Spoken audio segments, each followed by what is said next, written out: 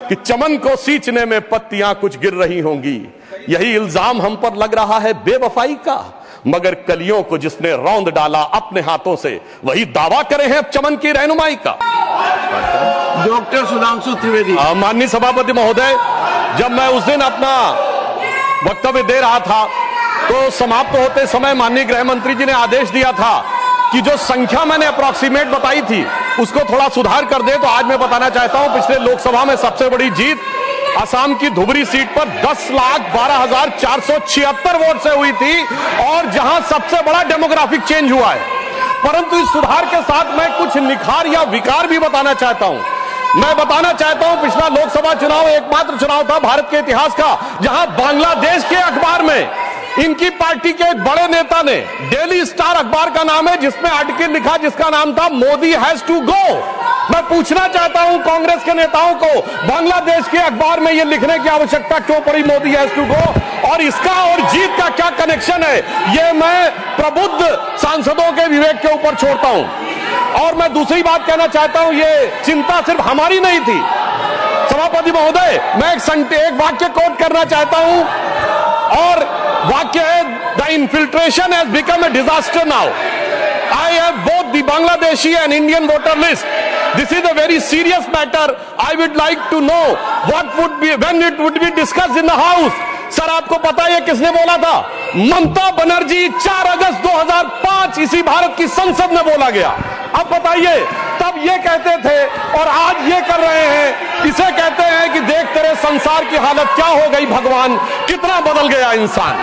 अब मैं ये भी कहना चाहता हूं, इसी भाव के अनुसार जो पूरे संसद का विचार था, जब माननीय गृह मंत्री जी सीए का विचार प्रस्ताव लाए तो उस समय पूरे देश में शाहीन बाग बनाने का प्रयास किया गया और नाना प्रकार के आरोप प्रत्यारोप लगाए गए कि अमुक को क्यों नहीं दिया जा रहा है, दूसरे को क्यों नहीं दिया जा रहा है। तो मैं बताना चाहता हूं, जो लोग हमसे उस समय पूछते थे कि सीए का लेजिस्लेशन जो होम मिनिस्ट्री लाई थी उसमें प्रोसिक्यूशन क्यों नहीं दिख रहा था, तो मैं उनसे कहना चाहता हूं, अब तो कम से कम बांग्लादेश की घटनाओं के बाद माफी मांगनी चाहिए कि प्रोसिक्यूशन नहीं दिखाई पड़ रहा था जिन लोगों को। उनके लिए मैं अटल जी की कविता की वो पंक्ति कोट करना चाहता हूं कि जिनके लाशों पर पग धरकर आजादी भारत में आई, वो अब तक है खाना बदोश, गम की काली आंधी छाई। हिंदू के नाते उनका दुख कहने में तुम्हें लाज है आती, तो सीमा के उस पार चलो सभ्यता जहां कुचली जाती। मगर अफसोस की बात यह है सभापति जी, जब ये सीमा के पार जाते हैं तो क्राइम अगेंस्ट ह्यूमैनिटी शब्द गाजा के लिए लिखते हैं अपने ट्वीट में, बांग्लादेश के लिए नहीं लिखते हैं। उससे भी साफ समझ में आ जाता है कि सीमा के पार इनकी दृष्टि कहां और किस रूप में आती है। अब मैं यह भी बताना चाहता हूं, जो हमारे साथी ने कहा कि गृह मंत्रालय हस्तक्षेप कर रहा है किसी राज्य में, परंतु मैं बताना चाहता हूं गृह मंत्रालय ने हस्तक्षेप नहीं किया, राज्यों ने हस्तक्षेप किया है गृह मंत्रालय में। नागरिकता को लेकर कानून बनाना केवल केंद्र सरकार का अधिकार है और संबंधित मिनिस्ट्री है गृह मंत्रालय। और जब नागरिकता को लेकर सीए कानून बना तो एक नहीं अनेक राज्य विधानसभाओं ने उसके विरुद्ध प्रस्ताव पारित किया। तो अपने फैक्ट को चेक कर लें, यह गृह मंत्रालय में राज्यों का हस्तक्षेप था, विपक्षी राज्यों का, और इसी के साथ साथ संविधान के लिए भी बहुत बड़े खतरे की बात थी, क्योंकि केंद्र से पारित कानून के विरुद्ध कोई राज्य सरकार नहीं बोल सकती। हां, रही बात इसको जो इनके दिल में दर्द है कि एजेंसीज के कारण बहुत से नेता जेल में जा रहे हैं, तो मैं याद दिलाना चाहता हूं सभापति महोदय, जो हमारी सरकार पर आरोप लगाते हैं, तो जब सोनिया जी और राहुल जी पे केस दर्ज हुआ था, अक्टूबर 2013 था, दिल्ली हाईकोर्ट के द्वारा, हमारी सरकार नहीं थी। कनिमोझी राजा जी जेल गए थे 2011 में, हमारी सरकार नहीं थी। सुरेश कालमाड़ी जेल गए 2010 में, हमारी सरकार नहीं थी। शिबू सोरेन जेल गए 2006 में, हमारी सरकार नहीं थी। मधु कौड़ा जेल गए 2008 में, हमारी सरकार नहीं थी। मुलायम सिंह मायावती जी पे केस हुए 2004 में, हमारी सरकार नहीं थी। करुणानिधि जी जेल गए 2000 में, लालू यादव जी जेल गए 1997 में, झारखंड मुक्त मोर्चा रिश्वत काट 1994 में, और सर राजीव गांधी जी पे आरोप 87 में और एफआईआर 1990 में। मेरे भाई, हम लोग पढ़ाई की एज से प्रौढ़ावस्था में आ गए, आप लोगों को अंदर बाहर कोर्ट कचहरी का चक्कर काटते देखते हुए, और फिर 2014 के बाद की पर्ची हमारे नाम की फाड़ रहे हैं। मुझे लगता है यह बिल्कुल तथ्यों के विपरीत है। ईमानदारी से उनको आत्मावलोकन करने का प्रयास करना चाहिए, बजाय कि आरोप लगाने के ऊपर। हाँ, एक बात मैं जरूर कहना चाहता हूं, गृह मंत्रालय ने एक बहुत बड़ा काम इस कार्यकाल में जानते क्या किया? इस देश को वास्तविक रूप में सेकुलर बना दिया, समग्र रूप से सेकुलर बना दिया। सर वो क्या था? 1976 में जब कॉन्स्टिट्यूशनल अमेंडमेंट करके सेकुलर वर्ड जोड़ा गया कॉन्स्टिट्यूशन में, तो कश्मीर की विधानसभा ने उसे एक्सेप्ट नहीं किया था। इसलिए इस देश में एक ही राज्य था जो संवैधानिक दृष्टि से सेकुलर नहीं था। सर 5 अगस्त 2019 को जब धारा 370 हटी तो यह वास्तविक अर्थों में पूरा देश सेकुलर हो गया। इसके लिए मुझे लगता है गृह मंत्रालय को बधाई दी जानी चाहिए। और एक और मैं बात कहना चाहता हूं सर, अभी विश्व का सबसे बड़ा आयोजन कुंभ मेला हुआ, इसके लिए उत्तर प्रदेश की सरकार की तो प्रशंसा की जा सकती है, इसमें कोई दो राय नहीं है, परंतु यह भी सत्य है सर, इतना बड़ा आयोजन हुआ और किसी प्रकार की कोई अप्रिय घटना, एक दुर्घटनावश होने वाली उस भगदड़ के अलावा क्या कोई गोली चली, कोई पटाखा फूटा, कोई सुरक्षा को लेकर अटैक हुआ? यदि यह नहीं हुआ तो मैं मानता हूं इसके लिए सुरक्षा एजेंसियों की सतर्कता और उसके लिए गृह मंत्रालय की जो सजगता थी वो भी बधाई का पात्र है। और वैसे मैं एक शब्द और कहना चाहूंगा सर, जो कुछ कुंभ मेले में दिखाई पड़ा था उसको कम से कम मैं निगेटिव बात न कह के एक पॉजिटिव बात कहना चाहूंगा। अनेक विदेश से लोग आए, 66 करोड़ लोग आए, लाखों लोग विदेश से आए, 73 देशों के राजनयिक आए, 100 से अधिक लोग आए और वो आकर यहां देखकर क्या चौंक जाते थे सभापति महोदय। कोई कहता था दुनिया में सब कुछ पैसे के लिए होता है, मार्क्स, तो कोई कहता था सब फिजिकल प्लेजर के लिए होता है, फ्रायड, तो कोई कहता था नेम एंड फेम के लिए होता है। परंतु जब हमारे यहां नागा सन्यासियों को देखते थे तो पश्चिम के लोग आके जानते कि वो चौंक जाते थे। उसे एक पंक्ति में कहूं कि वो सुख खोजे भौतिकता में, मदिरा में, मांस की बोटी में, ये भस्म रमाए अपने तन पर, खुश हैं सिर्फ लंगोटी में। और सभापति महोदय, मार्क्स भी फेल, मैक्स वेबर भी फेल, फ्रायड भी फेल, कम से कम ये प्रेरणा देनी चाहिए भारतीय संस्कृति के बारे में। और परंतु मैं क्या कहूं, दुनिया की सबसे बड़ी कंपनी स्टीव जॉब्स के एप्पल के, मतलब सबसे एडवांस कंपनियों में से एक, उनकी पत्नी लॉरेन पावेल भी आई और नाम भी उन्होंने कमला देवी रखा। परंतु कुछ लोगों को उसके बाद भी उसमें स्नान करने में समस्या नजर आई। तो मैं ईमानदारी से और विनम्रता से कहना चाहता हूं, सभी धर्मों की भावना का सम्मान होना चाहिए।